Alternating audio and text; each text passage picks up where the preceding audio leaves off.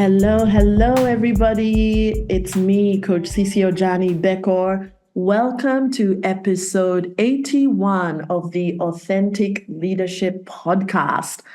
I am joined by a returning guest. She and I have known each other for very many years. We have so much fun together. And one of the reasons why I love having this woman on the podcast is because we can share our conversations with all of you. Welcome, Coach Jane Katuga. Welcome. Say hello to the people. Hi, everyone, and thank you, Sissy, for having me here. You're most welcome. Now, Jane, we always have new listeners. Do you want to share with the people what it is you do and how you do it? Oh, great. Yes, I would love to say that. Yes. I'm a life and wellness coach. And I love to talk to people about where they feel stuck in their lives, where they feel they need to step up, where they feel like they need some help and are willing to do the work and are willing to see what else is out there for them. Sometimes we go through life wondering, is this it? And I always say, no, it isn't. And it's never going to be it until we are done with this universe and we proceed to the next. So there's always going to be something out there for us. So I'm going to be that person for you who helps you see, who helps you move to the next level. You do the work.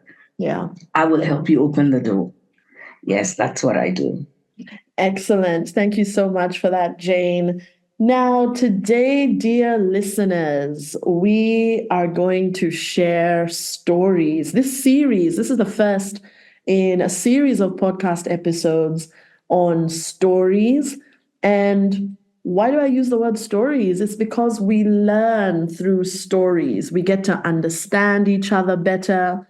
We get to understand ourselves. We get to connect through stories. Somebody will tell you a story about an experience they had, and you will nod your head and go, wow, I've been there. I didn't realize, I thought I was the only one, but wow, good to know I'm not the only one. Somebody will share a story and you'll go, oh my God, I understand her better, or I understand him better. Stories. Now, stories come very naturally to certain people and certain cultures. So, for example, in the African culture, it's not even a thing. Like we when we're hanging out with one another, where we talk in stories. Some cultures not so much, but people are definitely realizing the importance of stories. And that's why you have platforms like the TED platform. Here in Kenya, we've got the Engage platform. So people are starting to realize the importance of sharing and hearing one another's stories. Now, I have written a book. It's my first book. It's my memoirs. It's now available. And the title is I'll Take Some Self-Love With That. So I'm 43 now. I share stories from my childhood till now. Please DM me. You can find me on LinkedIn. You can find me on Instagram. You can find me on Facebook. You can find me on TikTok. Please DM me if you would like your paperback copy and we can arrange it. But yeah, there are lots of stories I share there. And Jane and I are here today to talk about stories from the beginning, childhood, school. And by the way, Jane's written a book too. You've been an author for a minute, Jane, right? Yes. Yeah. Yes. Ages ago. Yes. Yeah. Self-published, self-everything. Yes. With all the errors. Yeah, no, publishing, again, depending on where in the world you are, publishing can be relatively cheap or quite expensive. Publishing can be quite expensive here in Kenya. I self-published as well, and I'm really, really proud of the outcome. I'll talk more about how you can self-publish your book. But for now, let's get right into the stories. Childhood, school. So Jane, one of my earliest memories is being a kid in a school called Consolata Nursery School.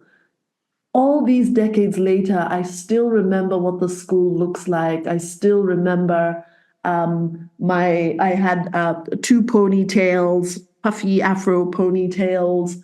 I remember the red sweater.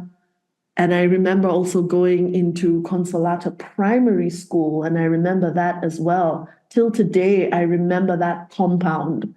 I remember the multicolored benches that we used to run around and play in. I was in grade 1, excuse me, 6 years old. I had a sister in grade 4, a brother in grade 8 in the same school. And I have memories of just being carefree. I have memories of just having a lot of fun playing. I remember the big field. Consolata is a Catholic school, so they have money. We had 3 swimming pools, a big field, a big compound. It was a good education. And I remember, for example, in grade 2, 7 years old, being part of a Hindu dance. So my class teacher was a Hindu lady, and her and some of the other Hindu teachers got together and they taught us a dance. I believe the dance is called dandiya. It's a dance you do with sticks, and I talk about it in my book. And I remembering that experience taught me, as I was writing my book, taught me that diversity, which we all talk about these days, diversity is actually something I learned just being a kid here in Kenya. I went to school with Muslims, Hindus. It was a co-ed school.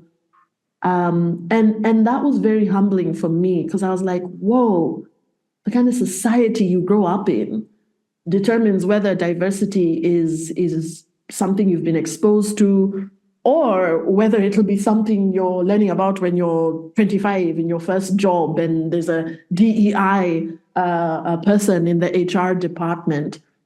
And so, yeah, those are just some memories I have. And I remember going for kids' birthday parties. I remember when it was Eid, when it was Diwali, people's parents would bring sweets and things like that. And yeah, those early days were pretty cool. Of course, things get tough later on. But yeah, I have a lot of really cool memories growing up and being in school. My memories of home are a bit mixed. I grew up feeling lonely. I talk about it in the book. And it's interesting because my parents did the best job they could. And my parents did a damn good job, I have to say, having all these kids, taking us all up to university. And that's something I've learned that's something I've understood a bit more deeper, Jane. This idea that we don't have to be too negative about our experiences, but we also don't want to sugarcoat them and be these fake positive Pollyannas. We can be the kind of mature people who can say, yeah, my childhood was everything. Tough times, great times, tears, laughter, loneliness, connection. Yeah. But let me pause there, Jane, and throw it over to you. Childhood, early days, school. What are some of your memories and stories? You've taken me back so far, Sissy. I started off in a school called Temple Road, nursery school. That was in Nyeri.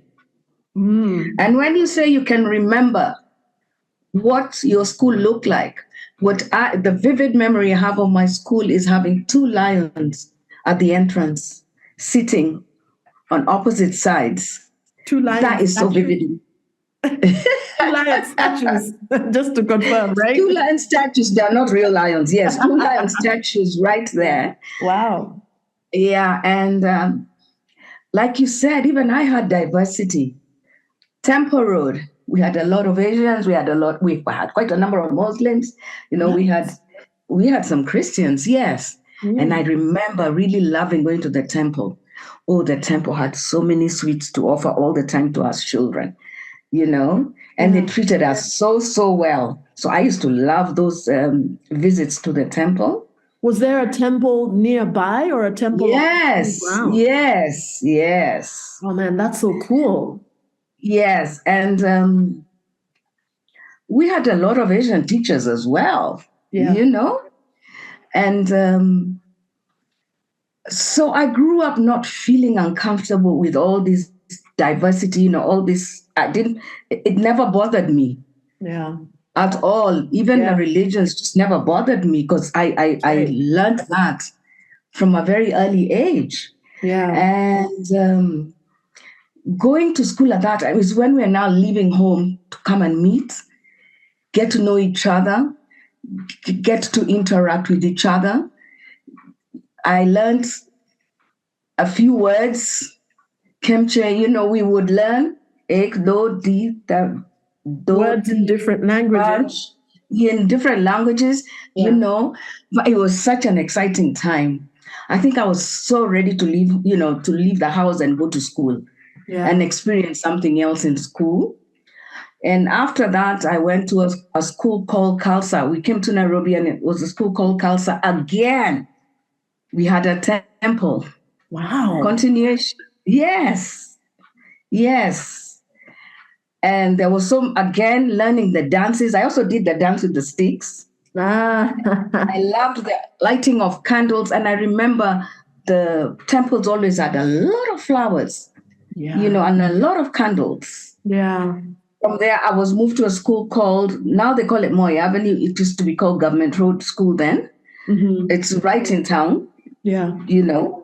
And that's where I finished my primary school. But those were, when I think about it, school for me was so exciting. I loved being there. I loved meeting the new people and learning different things from them. Yeah. And the experiences of playing together. I'm playing different games from what you played at home. Played rounders, I played this, I played the other, things that I didn't know from home, I learned some of them in school. So there was such a beautiful mix of experiences there. Yeah. Now coming to home, grew up 6 children in a home. For some reason, I always felt like, there were mixed feelings. Of course, there were some very exciting moments, having your siblings and having to play with your siblings. We didn't need people from outside. Yes, we did play with them, but we were enough to actually just find games for ourselves. Yeah. Especially things like snakes and ladders. I remember that was a game we played at home and we used to really love it. Yeah. Yeah. But there was mixed feelings as well. At home, so for some reason, I remember also feeling unsafe. I cannot tell you why. Mm-hmm. I cannot even tell you. Actually feeling like I was surviving something. I cannot explain to you what I was surviving, but now I realize I was just feeling unsafe about things. Mm-hmm. And as you asked me about sharing these stories, I remember thinking, wow, my childhood, what was I feeling unsafe about? And I realized that's what I felt. It was my experience. Could be some my sisters or my brothers could have different experiences. I always felt like someone was out to catch me doing something wrong. And I started laughing at it and saying, oh my God, my parents hadn't read the 1 Minute Manager where you're told to catch people doing the right thing, But yes. But it was, I treaded a lot with care not to do something that would upset what was acceptable. Yeah. But yes, but it had its also some good things that I experienced. Cousins coming, asked me visiting our cousins. Hey, childhood is childhood. It had a lot of experiences, climbing trees. Yeah. Yeah, swimming in little dams. We don't even know who dug those dams, and we were swimming and we didn't even realize the dangers of them, of swimming in a dam. Yeah. Yeah. It's so funny. What you've just said is making me laugh because there is so much stuff we did that today you'd get into so much trouble for wandering around, roaming around. There were no cell phones. Oh my goodness. And we were fine. And our parents were fine. You leave the house and you're like, yeah, I'm going to visit so and so, and there are no cell phones, no nothing. Whereas parenting. Yes. Yes. You want to know where You- your kid is all the time? Here, have a phone so that I can reach you, so that you can reach me, all these sorts of things. Very, very Yes. interesting. Now, I'm curious. Actually, the other comment I want to make, Jane, is as I hear you talk, I'm just smiling because it makes so much sense why you are somebody who's interested in different cultures. And that's one of the things you and I bond a lot on.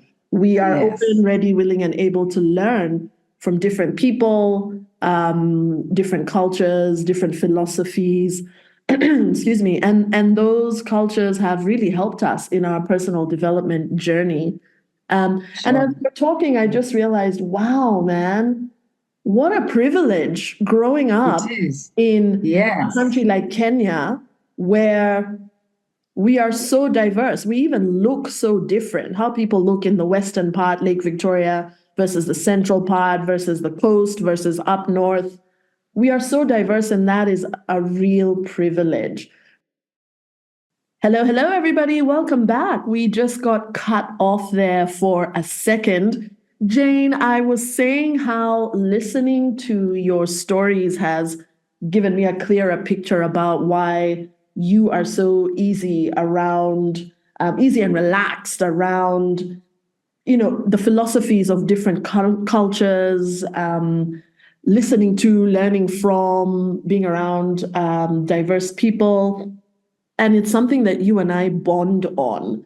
And it just occurred to me again, what a privilege it is to grow up in a society where there is genuine diversity, not just a group of different people together but not really hanging out, genuine diversity, inclusion, and belonging. Now, of course, in a country like Kenya, where there was a time where tribalism was really being used as a weapon to divide us. We can talk about that in the next podcast episode.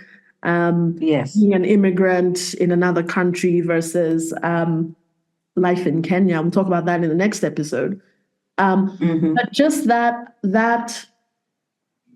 privilege, because I remember when I went to Australia, we're also going to talk about that in the next episode, dear listener, going to Australia and realizing that, wow, some people grow up in cultures that are not diverse, towns that are not diverse at all.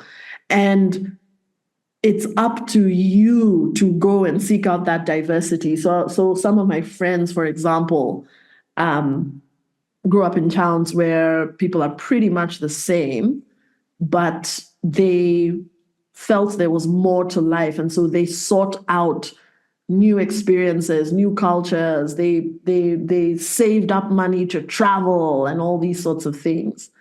But yeah, just a point there around what a privilege it is to have grown up somewhere like Kenya where there's diversity.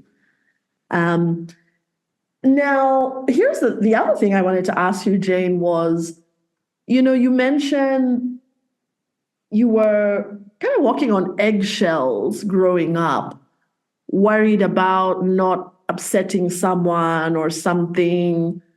And I know you also felt like the different one, which is something else we have in common. Yes. You felt like the different one. Can you speak Yes. to that? What are the stories there? Wow. First, unlike you, who is the last born, I was the middle child. Yes. And we know we have that story about the middle child, sort of the forgotten child. The first two boy girls. So I guess my parents felt like they had done it all. Then I come in, not magical. So, hey, just add to the fray. Just an addition to the fray, Are you number 3 or number 4? Yes, I am number 3. Right. Wow. Yes. And as the universe would have it, I come out with a different color from everybody else. First of all, that signals. You mean? Yes, sorry. Different complexion from everybody else. So that signals me. I was much darker than everybody else. Yeah, you were darker than everyone else. And I was singled out because of that. Wow. As a child, you don't even know you just see everybody just is there until somebody points it out, and Yeah. sometimes you have people around you who may not be sensitive to certain things and just blurt it out. Why are you so dark? Wow. Today I Wow. laugh about it. Yeah, why are you so dark? Why are you so different? Questions like, are you sure this is your child? Yeah. Wow. Yeah, Just a yeah. thoughtless behavior from the From adults from around. adults, yes, Yeah. completely. Yeah. Uh, some went ahead, and I guess this is where colorism comes in. To look at it as, because I'm a darker complexion, I'm not as beautiful as the rest. Yes. That was said openly, Wow. around me. So, yes, I grew up feeling different. And so, really never feeling like I fitted in. So, for me as a child, I was always looking for things to do that would make me stand out. Yeah. Yeah. And it was always outside the home. Right. Yeah. Yes. I mean, I was, when you talked about your book and we talked about me also going back now and doing something like that, Memoirs of My Life, I was just thinking about it and I was saying, do you know from what age I started writing skits for Mm. people to do plays, Yeah. to be able to speak out? And I realized for me, it was an area of expression.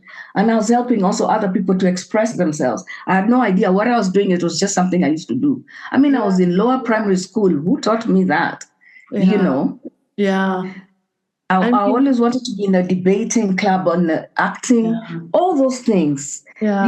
that made me stand out outside and made me different. Because I've already been called different. I said, yes, I will find different hobbies and different things that make me stand out.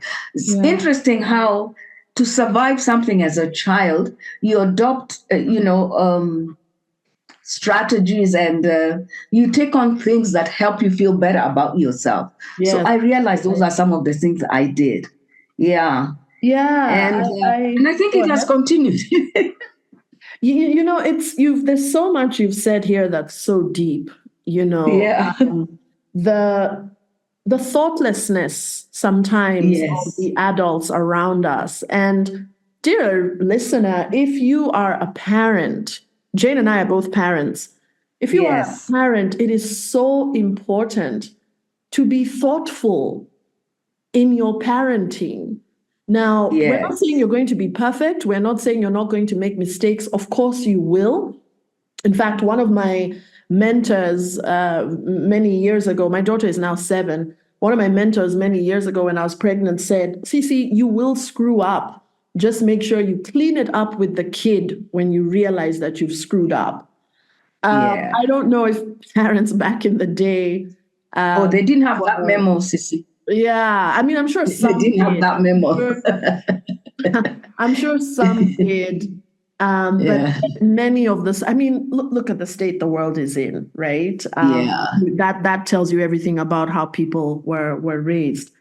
But yeah, Yes. plus behavior by adults, and they're going through their own stuff, but still, Yes. kid doesn't understand. The kid doesn't understand. And Yeah. talk about colorism, which is such a problem in Africa, in the world, but in Africa.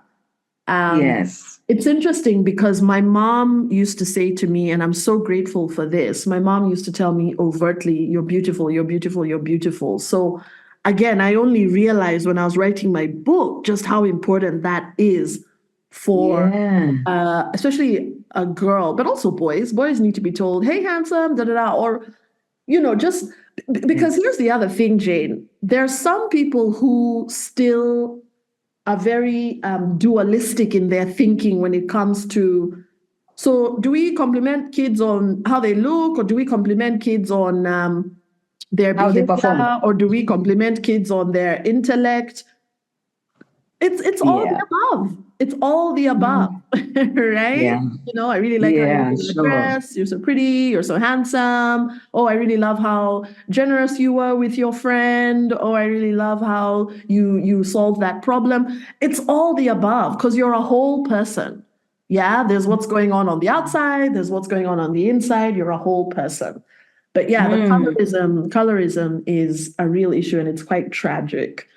I also Yes. what you talked about, talking about your joys, the fine arts, because Yeah. oh my God, the fine arts bring so much joy to people, Yes. but they get vilified again, depending on which continent or country that you're in.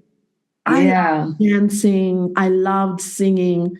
And just the other day, I made a commitment to myself that I was going to resume those activities, just more dancing, more singing, and doing it for myself. Yeah. Doing it for myself. Now, dancing, we will go to nightclubs and we will dance, but that's not what I'm talking about. I'm talking about, Yeah. you know, the pleasure, just good old-fashioned pleasure. What brings you joy? Because we forget some of these things as adults. Yeah. We forget all We the forget to really have cool that stuff. fun. Yes. Yeah, we forget all the really, not all, but many of the really cool things we used to do. And kids are Yes. creative. Kids are Yeah. naturally creative, Jane, don't you think? Oh yes. Completely. It's just curtailed as they grow older. You're being told to concentrate more on this and those other things that you're doing. You can always take them up later. And obviously, at some point, if you lose them, some people never go back to them. But I love what you're saying because I've also done the same thing.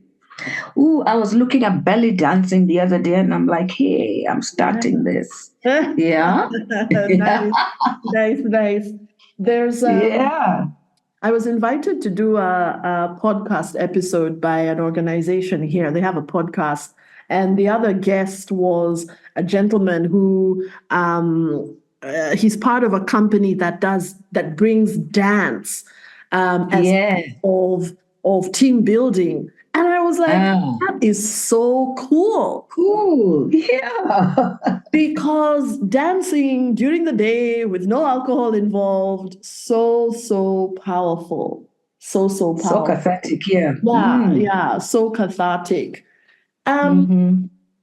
let's talk a little bit about the tweens and teens, Jane. So now we're in high school or secondary school. Um, I had I have to admit, I did have a good time in high school. It was a small-ish school. We're about 320 students, maybe. Some people will hear that and think that's not small. But here in Kenya, we have schools with thousands of kids. So it's relatively small school. And I talk about it in my book, going down memory lane when it comes to high school brought back a lot of pleasant memories for me because it was a school. I went to Loreto Valley Road. It was a school that back then, I don't know if they still do it, but they valued the creative arts. So you could do art class if you wanted, right up until the final year of school. I was part of a singing group, a trio. I was the alto voice, two other ladies, one soprano, and I've forgotten the name of the lower voice. We were three ladies. And those singing sorry, not singing lessons, because we were left to do our own thing. The practice, us getting together and practicing again in the music rooms, one of the piano rooms. There were, I think, 3 or 4. Those are some of the best memories from those days because I learned about being in flow. I learned about being in the moment. I learned about, because what happens is somebody will sing and you'll find your voice in there. You'll find your place in there. Yeah. So you're thinking there is so much going on in the mind, the body, and the spirit when you engaged in the creative arts. So for singing, you've got to pay attention to the harmonies, you've got to pay attention to your pitch, your tone, but also just the joy of hearing beautiful music, right? And I remember the girls in the class ahead of us, The year ahead of us, they had some amazing singers. I remember there was a time those girls invited us to join them, and it just blew my mind. We were about, was it 8 or 10 of us? And one particular girl found a way to find the individual voices of each of us. This lady, this particular girl is now a very popular dentist in Nairobi. So it's so funny. Oh, no, wait, is she a dentist or a pediatrician? Sorry, I've forgotten. I think she's a pediatrician. She's such a popular pediatrician here in Nairobi. And what I'm finding really interesting, Jane, is how the memories are so vivid. Those are the 4 years. Ask me what I did in January this year, and I'm like, wait, hang on, what did I do? Vivid memories of decades ago, which tells you I was having fun. I was having a good time. I'd love to hear more about your high school experiences, Jane. The good, the bad, the ugly. What stories do you have there? Oh, in the creative arts, I was thriving there. Yes, acting. Yeah. You know, it's like I lost myself in my purpose, and nothing else existed for me at the time when I was on stage other than just that. Yeah. No issues taking me up on anything. You know, I remember always feeling such freedom on stage. And I did continue acting actually after that, up through to the National Theatre. But I had a few struggles here and there. School was good. We were big. You know, I was in Kenya High School and it was big. Oh, Jane, were you in Kenya High? Yeah. Ooh, I know so many brilliant women who went to that school. Yes. I'm not surprised. Yes. And we were encouraged to come out strong. We were encouraged to speak our minds. Yes. And so school was great in the sense that, like I said, I always felt so much better being away from home, you know. But I was a day bug, not a boarder. Oh, no, you were a day bug. Oh, there was that element. But the one thing that always used to make me feel, well, some level of sadness was I'd hear stories about people, what they did during the holidays, the things they did with their parents, their fathers and all, and I'd be like, wow. And many times I started creating stories, then I realized it wasn't working. Creating stories so that I could fit in. Then I realized that it wasn't working. And actually, when I was in second form, one of the girls who was my best friend at that point, I remember her coming one day and just saying, Jake, can I speak to you? And I said, yeah, sure. You know, I notice you never, ever speak about your dad. I noticed there's hardly anything you say about your dad. Yeah. You know, and I remember looking at her and I burst out crying. And she held me. And that day, I don't know whether you ever did that, we became blood sisters. Yeah. What do you Blood sisters, because she really cried with me and she says, I can feel you. And it's something she's been noticing, but I didn't think, I thought, I held it very well. Yeah, my dad was not in my life at that time. Yes, was not in our life. So we went to the when you say blood sisters, was there like yes, I'm just about to explain that. We went to the needlework lab. We took pins. We pricked our fingers, and then you rubbed your fingers. Yes, yeah. And she told me at that time, because it was a major thing for us at that time. Yeah. She told me, don't worry, I'll hold your secret. Yeah, wow. I tell you, she held my secret until she died, and she died very early in life.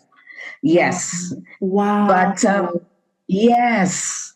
There is so much you've said there, Jane. Please don't lose your train of thought, Jane, but I want to pause just so that the listeners can grab a hold of of what you've just shared. And remember, dear listener, we are sharing stories so that you can go, yep, that happened to me, or, ooh, that's interesting, or, oh, wow, people go through that.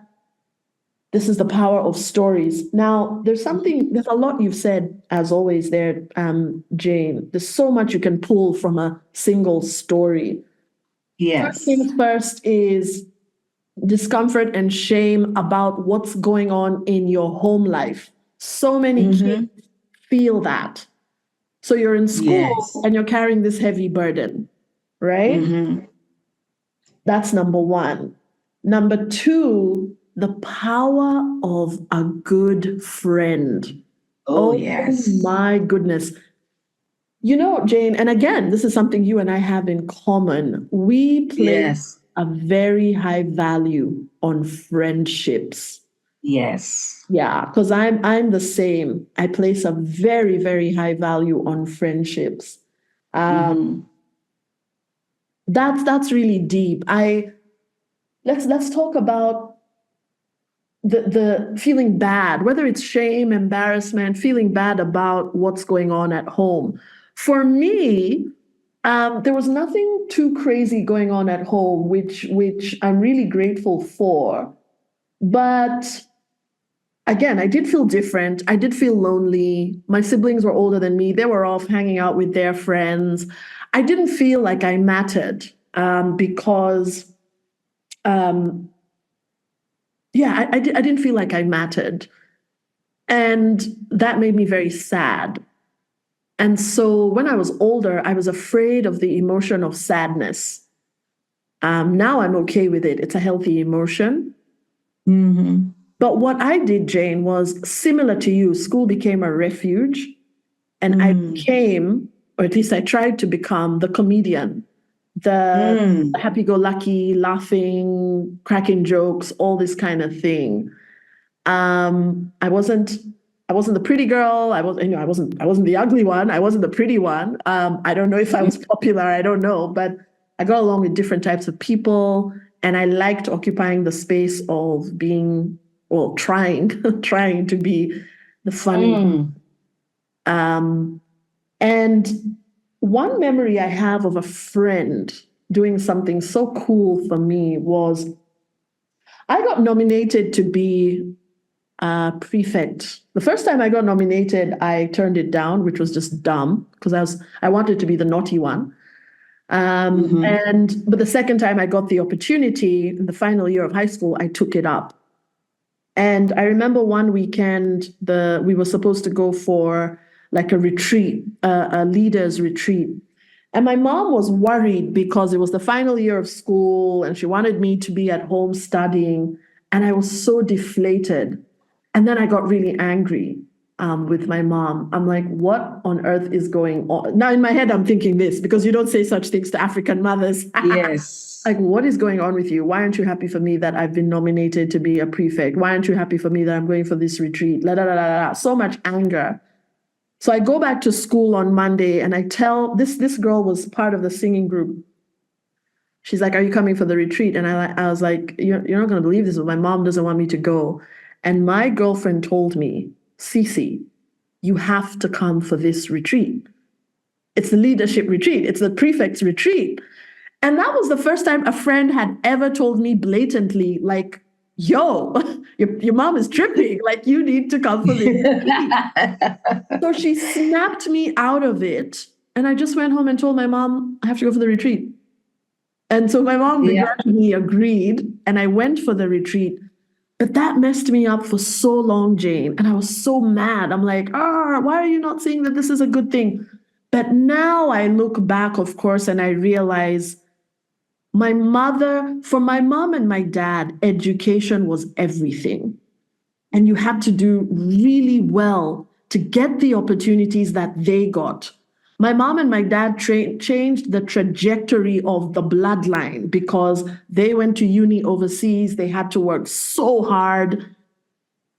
So that's why education was a huge deal to my parents. So I can say that now. But that incident, Jane, that caused a lot of issues for me. And that's why for me as a parent, and this is one reason I wrote that book, these memoirs, I'll take some self-love with that. I want my daughter to know me. I want my daughter to understand me. And and her dad is the same. We agreed to be explaining our thinking to our daughter. Because you can't just say, no, because I said so. Okay, yes. Oh, that sounds so familiar for me. Yeah, kids, and it's a choice we've made. No one else has Yes. to. But I like explaining to my daughter why I'm saying what I'm saying, why I'm saying no, why I'm saying yes, why I'm saying not now, why I'm saying not this way, just so that she understands. Because as children and as young people as well, the youth, people in their 13, 14, teenagers, Yes. not explained to you, you make up stories in your head. Oh, yes. And the stories are usually not positive. The stories are usually not positive. Over to you, Jane. Thoughts? I suppose when I look back now, and it's not about sanitizing the situation when I was at home, but when I look back now, I look at most of us were on survival mode, as kids. And in that we were on survival mode, everyone, I guess, is creating some thoughts about what's going on at home, is creating whatever it is that they are thinking about the situation. And sometimes when that happens in the home, where there's a lot going on, it also trickles down to the kids. So you find a lot of times they'll be fighting, they'll be quarreling, there'll be people throwing stuff at each other and not really coming together. So yeah, I feel like I can say that I felt I went through survival, like I said in the beginning. But when I've spoken to the rest, I guess they also felt to some extent, maybe mine was different. To some extent, there was that.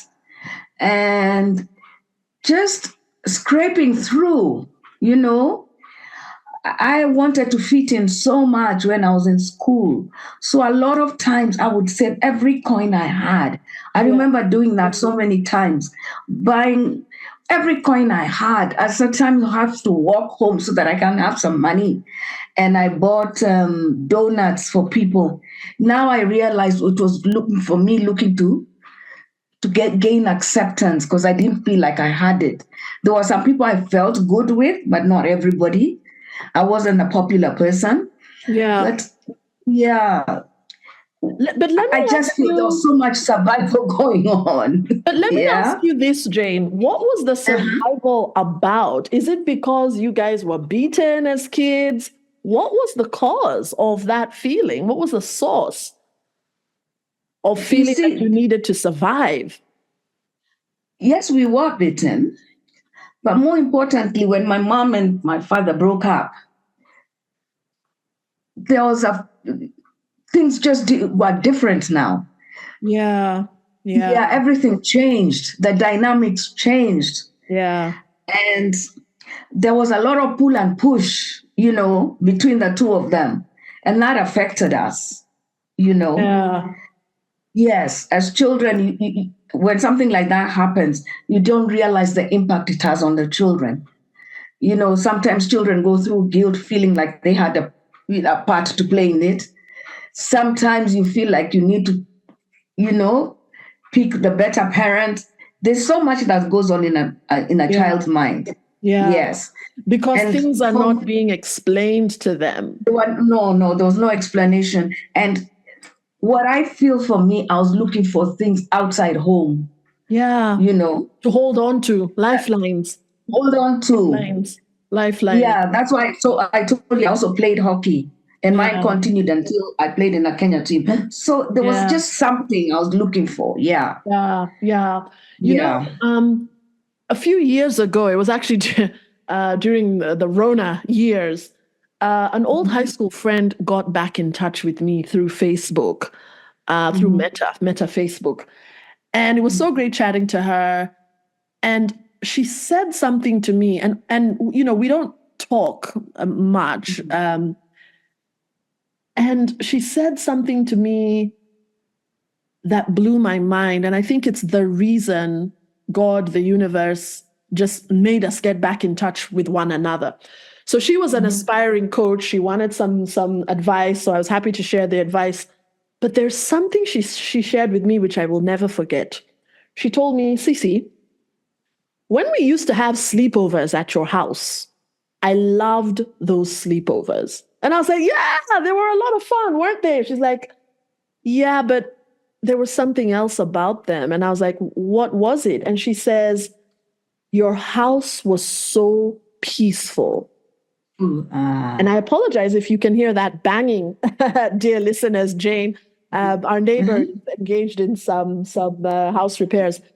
But actually, I can't hear it. Yeah. Oh, good. That's good. Thank you for confirming.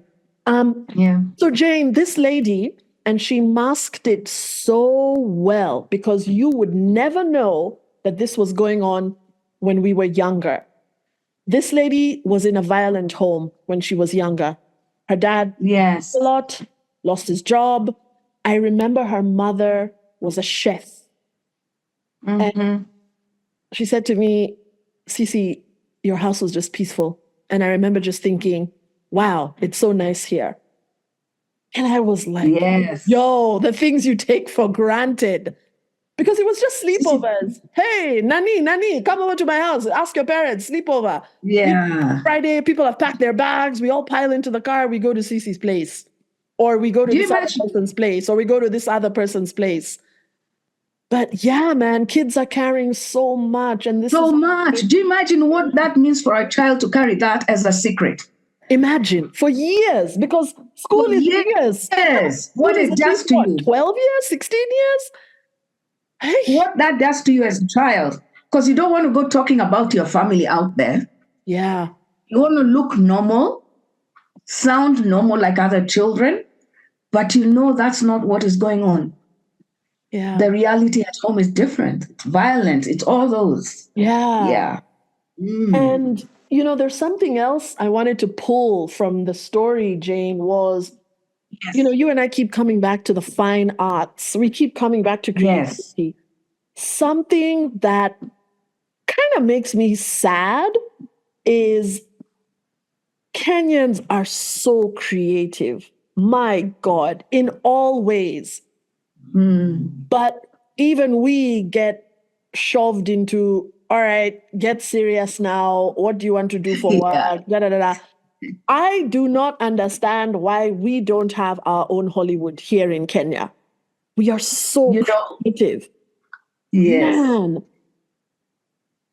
But, when it's not valued, that's... I've had clients who are in the fine arts. And we talk about how much money a city can make through its creatives. Yes. People still don't get it. People still don't get how your well-being can be enhanced by creativity, how your pockets can be enhanced through creativity. When I was 19 years old, dear listeners, I moved to Australia for university, and I was in a city called Melbourne. My goodness, the amount of money people spend on the creative arts in Melbourne. Fashion shows, comedy shows, the galleries are full. Sometimes the line is winding far, far after the entrance. The city is making money. But, some of us still live in cities where this is not valued. It blows my mind. Creative economy. You can imagine, first and foremost, if Kenya took up that, how many people it would employ. Exactly. When you just watch our local comedy shows, you realize how much talent we have here. Yeah. So much talent. There's so much. But yes, like you said, it's not really valued. And first for me, as I was growing up, yes, get serious. Those are things you can do on the side. Those Yeah. are things that, yeah, they Yeah. don't bring the real money. Yes. Yeah. They don't bring the real money. We have a lot of tension around this as human beings because, on the other hand, we are deifying musicians, actors, actresses. Yes. But at home, you don't want your child to be involved in that. In that.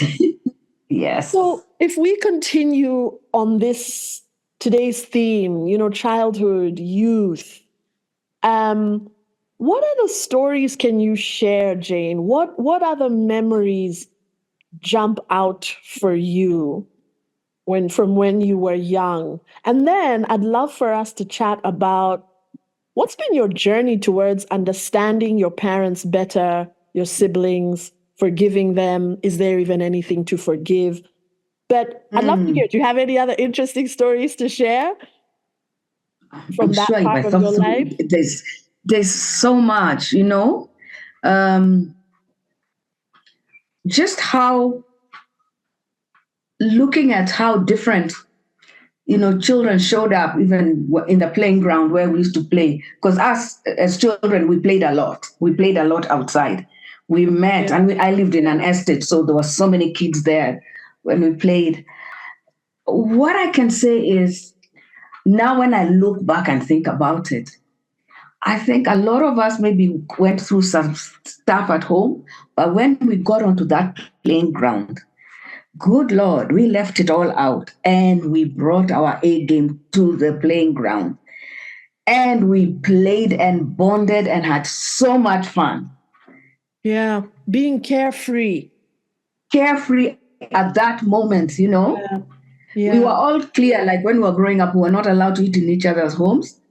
So at lunchtime, if we were playing Seven Stones, leave everything there, draw and see where everything is, go rush home. Man, I guess even most kids never used to quite sit down to eat. Stood up and we Yeah. were watching through, you know. So Yeah. there's an element of it where I look back and I just said there was always an escape. There was always There's a so way much of doing joy. this. Yeah. And there was so much joy at that Yeah. time. Yeah. The playing was so cathartic. And my God, we bonded a lot through that. Yeah. Yeah. You know, And as it's really funny because my husband and I, was it early? No, it was last year, I think. Was it earlier this year? I can't remember. I said to him, I actually want Ojany to take the school bus back home. So my husband enjoys dropping our daughter to school. It's one way they bond, hang out. But picking up, I was like, let her take the school bus. I could never take the school bus. My mom was a CEO when I was growing up, so we had drivers.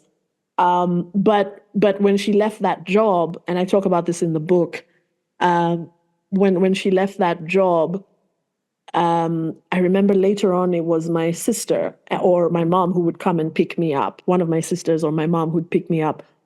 But I remember my dad saying, "Nah, he's not paying for the school bus," and I was so upset because people would tumble out of the school bus in the morning or in the afternoon, and they were laughing, and so many stories had been shared, etc., etc. So there's a lot of fun that can be had in school.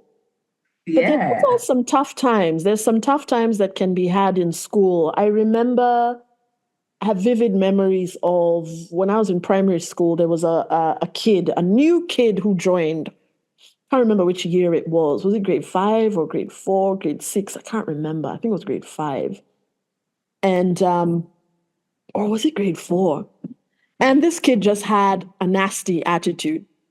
And in my humble opinion, he completely changed how the boys in my class behaved. He infused them with his edginess and I look back now and I can say that kid had rage. And I didn't like him back then. But knowing what I know now, I'm like, yo, what could that kid have been going through? Going through, He yes. brought out a nasty, I don't want to say nastiness, like he infected some of the boys with this very unstable energy. And I actually got into a fist fight with a boy in my class. Right? And I talk about it in the book. I will never share this guy's name. I know where he works. I know what he does for a living.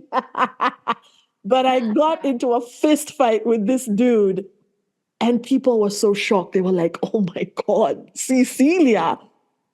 But it had been, if I'm really honest with you, Jane, it had been like a year of feeling edgy because of this. Yeah.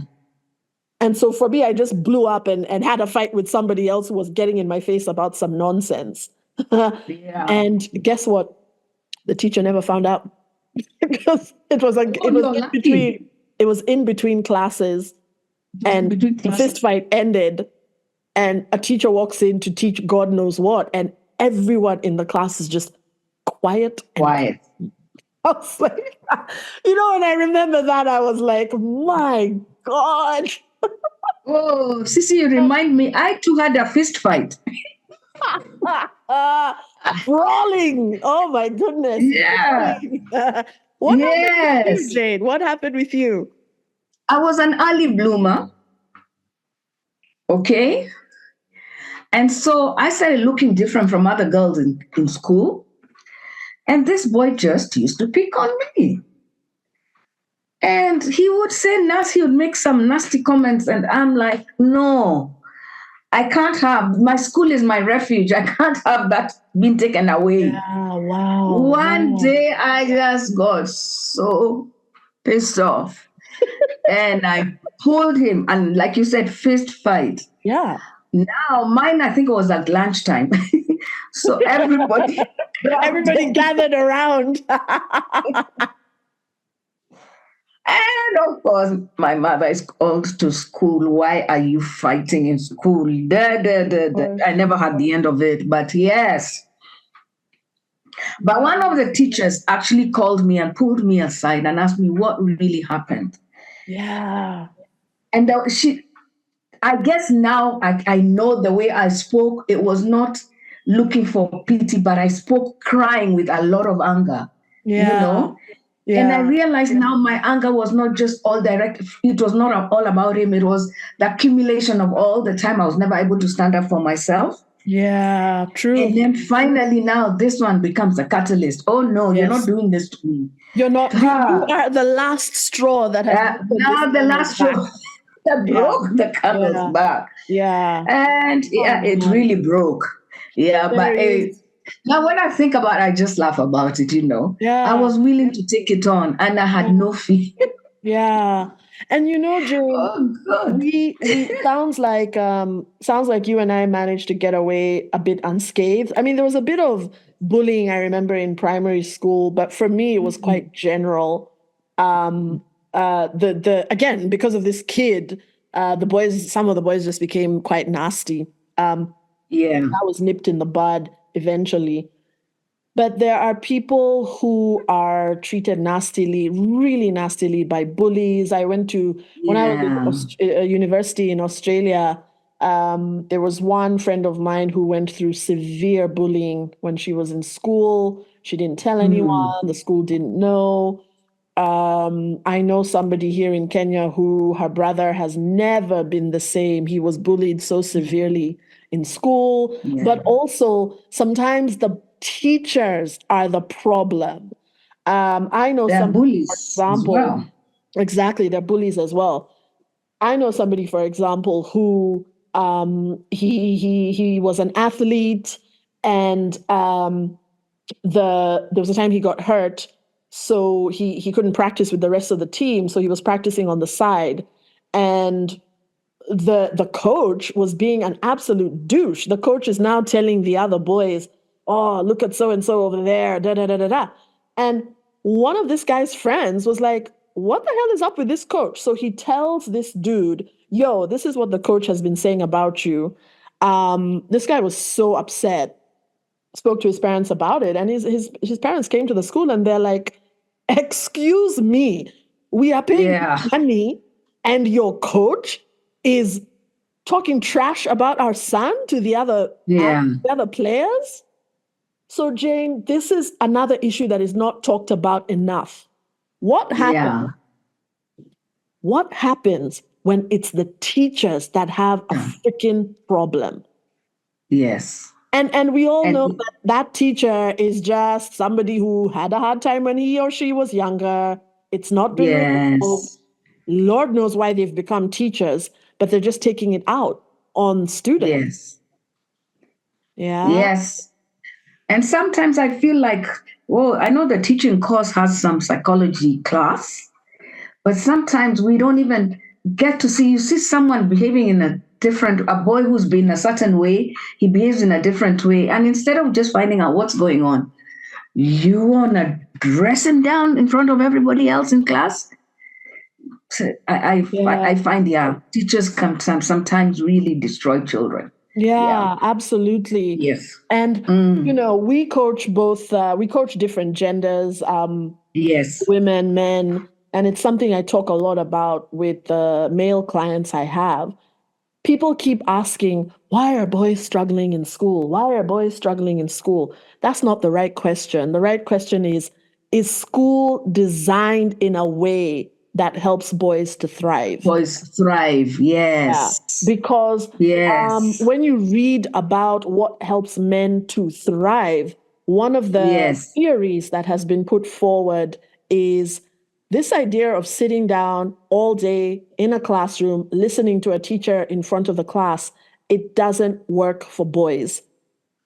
Boys are quite active, especially the older they get. They're quite active. The hormones are raging, all this stuff. They need to be out and about. But here's the funny thing, Jane. I would have preferred another method as well. I'm not a boy, Me I'm a too. girl, I'm a woman. I identify as a woman. But that whole thing of sitting down the whole day, except when you're going for sports or music or this, I mean, look, all the schools I went to were great. They did the best they could. But yeah, I think schools need to mix it up a little bit. Not everybody likes to sit down and just listen to a teacher in front of the class talking the whole Yes. day. Whole day, yeah, that's true. Yeah. And so let's wrap up, Wow. Jane, by just asking this Yes. question. Yes. How did you get to a place where you understood your siblings and your parents a bit better? Have you forgiven them? Is there anything to forgive? Okay. That's an important part of Yeah. helping ourselves and helping others get better. Yeah. I got an opportunity. My mom is deceased, so she transitioned. I had an opportunity to have a session with my mom. This is after I went through a lot of coaching. And it was amazing when I didn't come from a place of anger, when I just really sought to understand and we were having our truth talk. So much came out. And my mother was so taken aback about my experiences as a child or how I viewed life as a child. Yeah. And yes, because she's like, what? You went through that? I'm like, yes. No, yeah, what? All that. But it really helped in our relationship. It really helped in the way we spoke to each other after that. Wow. It really helped in the way I understood her too. Yeah. I was able to walk with her and see her journey too, and also understand, my God, she also too was a child who went through certain things and had her own struggles. Exactly. A breakup of her marriage also destroyed what she believed in. Yeah. And therefore, sometimes who showed up for us was not exactly what we desired, but that's who she was at that time, going through all her challenges. Yeah. So I got to understand all that. Yes. And for us, there was forgiveness. We felt that we needed to do that for each other. Okay. For my siblings, it was really also appreciating. If I went through what I went through and I felt what I felt, what they have been going through as well.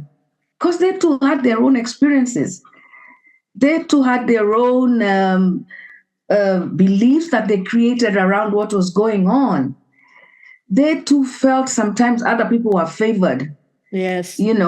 I was not the only one sitting there thinking that.